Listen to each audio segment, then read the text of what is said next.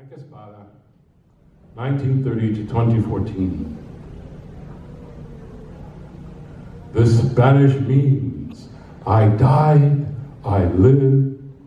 In Puerto Rico, the leaves of El Moriviví close in the dark and open at first light. The fronds curl at a finger's touch and then unfurl again.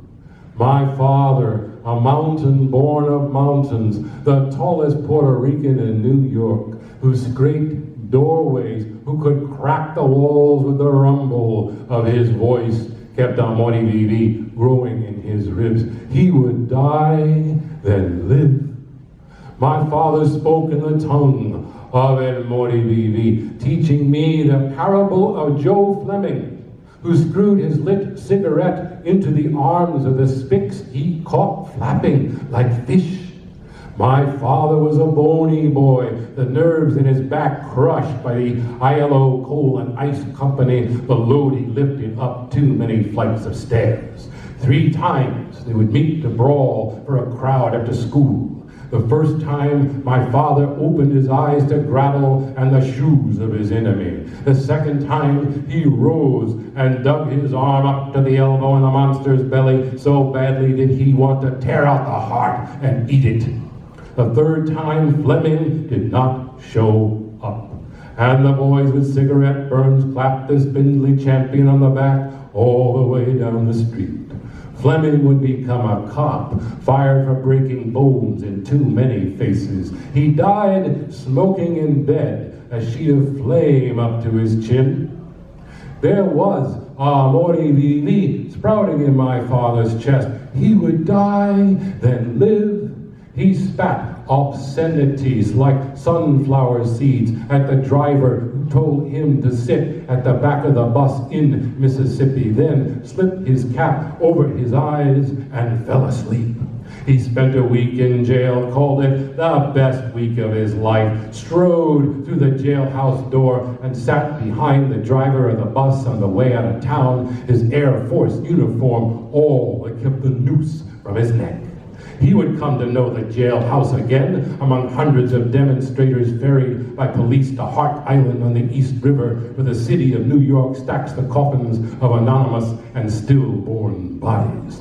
Here, Confederate prisoners once wept for the stars and bars.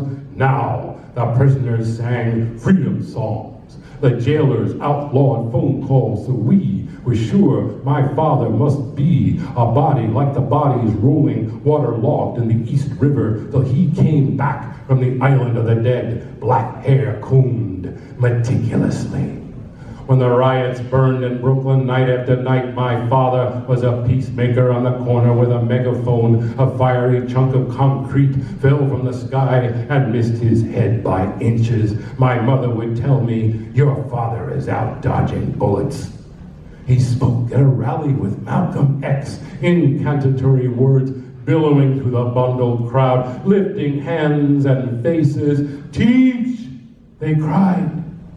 My father clicked a photograph of Malcolm as he bent to hear a question, finger pressed against the chin. 2 months later, the assassin stampeded the crowd to shoot Malcolm, blood leaping from his chest as he fell. My father would die too, but then he would live again. After every riot, every rally, every arrest, every night in jail, the change from his pockets landing hard on the dresser at 4 a.m. Every time I swore he was gone for good. My father knew the secrets of El Moriviví, that he would die, then live.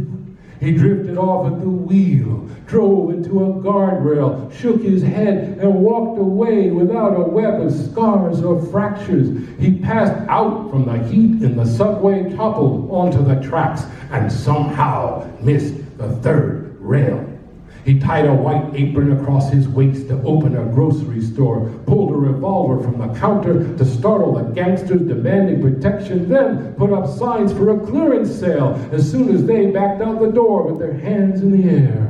When the family finally took a vacation in the mountains of the Hudson Valley, a hotel with waiters in white jackets and white paint peeling in the room, the roof exploded in in flame, as if the ghost of Joe Fleming and his cigarette trailed us everywhere. And it was then that my father appeared in the smoke like a general leading the charge in battle, shouting commands in the volunteer fire company, steering the water from the hoses, since he was immune to death by fire or water, as if he wore the crumbled leaves of El Moriviví in an amulet slung around his neck. My brother called to say El Moriviví was gone. My father tore at the wires, the electrodes, the IV, saying that he wanted to go home. The hospital was a jailhouse in Mississippi. The furious pulse that fired his heart in every fight flooded the chambers of his heart. The doctors scrutinized the film, the grainy shadows of the light, but could never see. My father was a Moriviví. I died, I lived, he died, he lived, he dies, he lives. With that, thank you very much.